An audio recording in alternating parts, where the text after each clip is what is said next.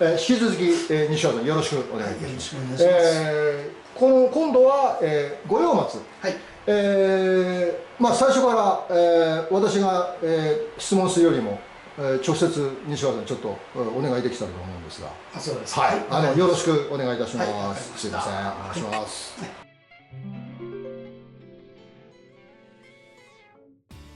実はですね、今年も、前年、その前と、御用の滅みをしてるわけなんですよ。しなくてはならない状況に陥ったものには、御用松を滅みを実行してるわけです。で、今年は、この小さい御用に対して、ちょっと幅りが大きくなりすぎたものですから、滅みをかけてみました。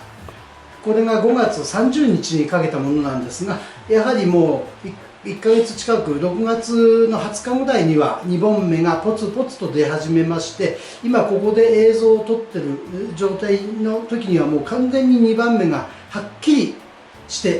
てると思うんですよね。この状況が起きたもので、見ていただければなということで今日は、撮影していただきました。御用松はね、なかなか芽が出ないからやらないということをね、よく言われるんですが、私は今まで何十年もこれを繰り返してきて、大きさを維持するために芽切りをしてやってきている経緯がありますので、今日は発表させていただくということでやっております。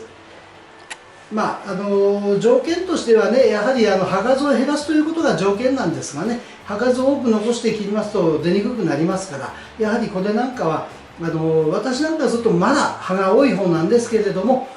これでもこれだけ出ますから、やってみたいなという思いの方はやってみられることも一つの方法なのかなとは思います。で、やはり5月の30日ぐらいにやれば十分出ますね。で、その前には木に力をつけておくと、春から肥料をやって、根もしっかりした状態に根も作っておくということも条件にはなりますが、やった後は完全な日向へ置いて、日がよく当たる場所へ置いておくということが条件になりますね。あとは葉水をね、やはりやってあげるということも一つの条件となりますが、その他に面倒なことは一つもございません。必ずこうやって出てきます。だから今までこうなってしまったけど困ったなっていう方がもしおられましたらやってみてください。もし心配でしたら枯れてもいいと思うような木で実験していただくのも一つの方法かと思います。ただこの動画が出る時期はもうそういう時期を過ぎてますから、来年の参考になればなということで今回は発表させていただきました。だから来年この動画を見ていただいておいてやっていただければいいんじゃないかなというふうに私は思いますが、やってみてください。結果はこういうことですので見ていただいた通りということで、また後にこれが葉になった状態もまた見ていただければと思いますので、間違いなくしっかり葉になって、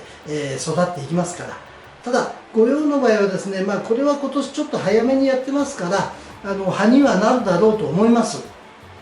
私が通常やるのはもっと遅くて7月または6月の半ばぐらいに芽を切るものも随分あります。そういうものに関してはその年やった年は来年の新芽を持って葉にはならずにそのまんま年を越します。で次の年の春新芽が葉になってきます。この御用の場合には5月30日という芽切りをかけてますから、もうこれが2番目が葉になろうとしてます。これは時期を早めにやったということで葉になるんです。だから早めにやってもいいですし、6月7月にやっても大丈夫なんです。ただやはりそれには葉数を減らすという条件がありますから、ここをしっかり守っていただかないとダメですね。古葉をいっぱい残して切ったら出にくくなってしまうのは事実です。で、私はこの方法が一つの方法で、これはまだ私がやっても70から 80% の2番目の出し方なんです。これを 100% 出す方法があります。そちらはまた全然この方法とまたちょっと違って、もっとやることは基本的には一緒なんですがね、100% 出す方法もございます。それはちょっと皆さんにご報告してもちょっとね、そこまでやったら枯れるんじゃないのということをまず思われるだろうなと思うから、ちょっと発表は控えますが、そちらの方法でしたらまずこれよりももっと強い芽吹きで必ずきます。いずれその報告をできる機会があればまたしたいとは思いますが、今回はこの方法のことを発表させていただいてご報告とさせていただきたいと思います。ありがとうございます。また、今度葉っぱきれいになった時にそうですね、ご覧できればと思います。はい、はい、よろしくお願いします。はい、よろしくおあり願いいたします。がとうございました。どうもありがとうございました。